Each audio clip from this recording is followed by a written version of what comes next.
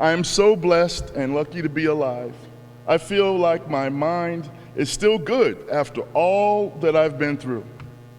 Recovery-wise, I feel very fortunate to have escaped the slavery of drug addiction. I thought I would find answers to my problems and the emptiness that was inside of me with drugs, while in reality, I was running farther and farther away from my own self. And from there, the downward spiral ended in a path of destruction that cost me my career and very nearly my life. You know, I love the movie, the Ten Commandments movie. You know, I think about that every Easter when they show it, and it's one of my childhood favorites. And King Ramses was one of my favorite characters in the movie, even though he did not want to let the people go from Egypt. And even when God commanded through Moses, he would still not let the people go. And in that final scene of the movie, Pharaoh had finally had enough and finally just lowered his head. God had softened his heart, and he says, Moses' God is the true God. And he relented.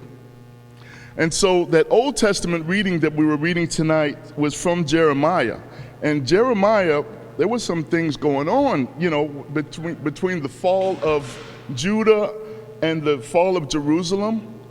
It made me get out my book called The Battles of the Bible, okay? It talks about 20 different battles from the biblical era, including the waters of Meron and the sieges of Samaria and Lachish. It's a very powerful and interesting book with a lot of illustrations in it. So I just want to read a little bit from it about what happened during that time in Jerusalem. There was a siege. The siege began from the middle of the rainy season on the 10th of January in 587 BC.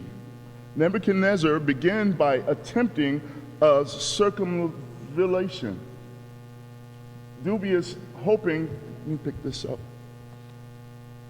Such a decision also suggests that both he and his Babylonian siege engineers recognized that it would be difficult to penetrate Jerusalem's differences.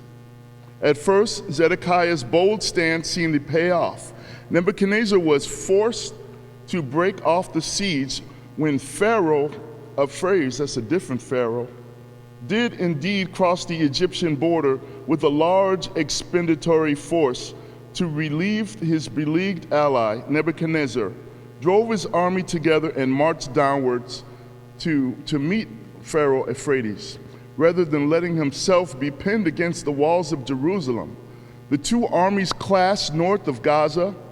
Unfortunately for King Zedekiah, the Babylonian army was triumphant.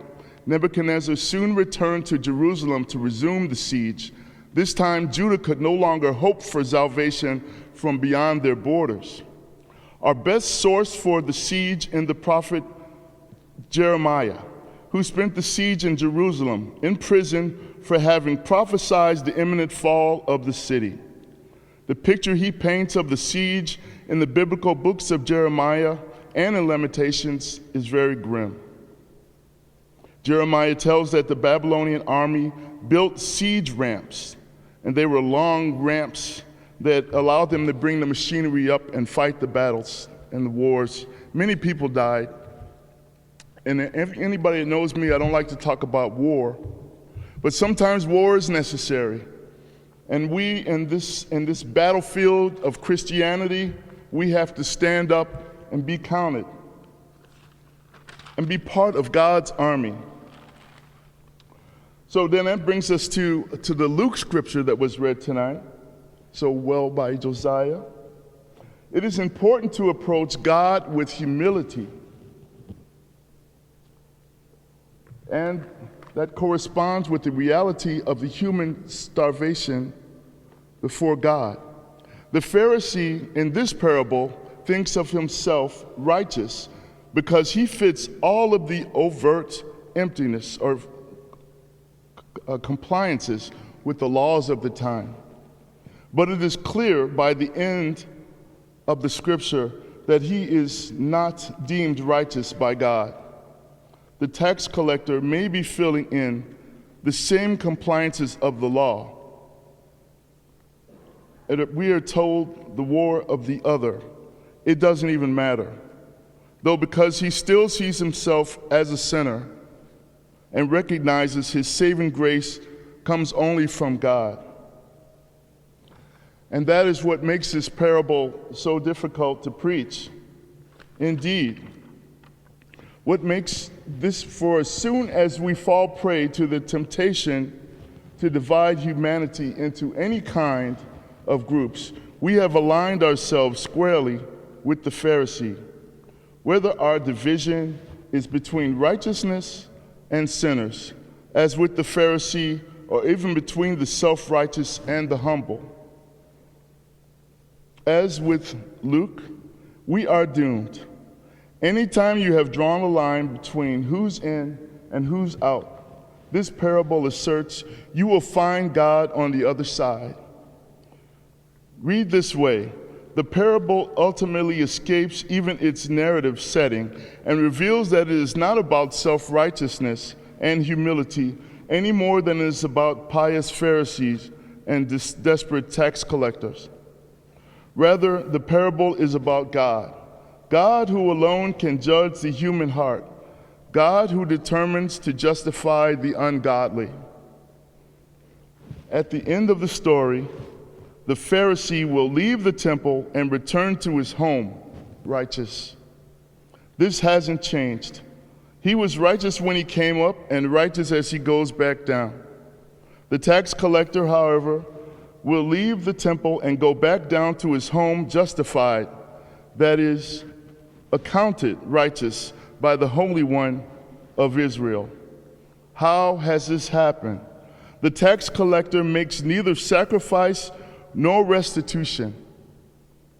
On what basis, then, is he named as righteous? On the basis of God's divine order. This parable is therefore preached well only to the degree that each time we try to interpret, we find ourselves yet again with nothing to claim but our dependence on God's mercy. When this happens and we forget, if only for a moment, our human constructed divisions and stand before God aware only of our need, then we too are justified by the God of Jesus and invited to return to our homes in mercy, grace, and gratitude. So let us all remember to always be humble and don't stumble.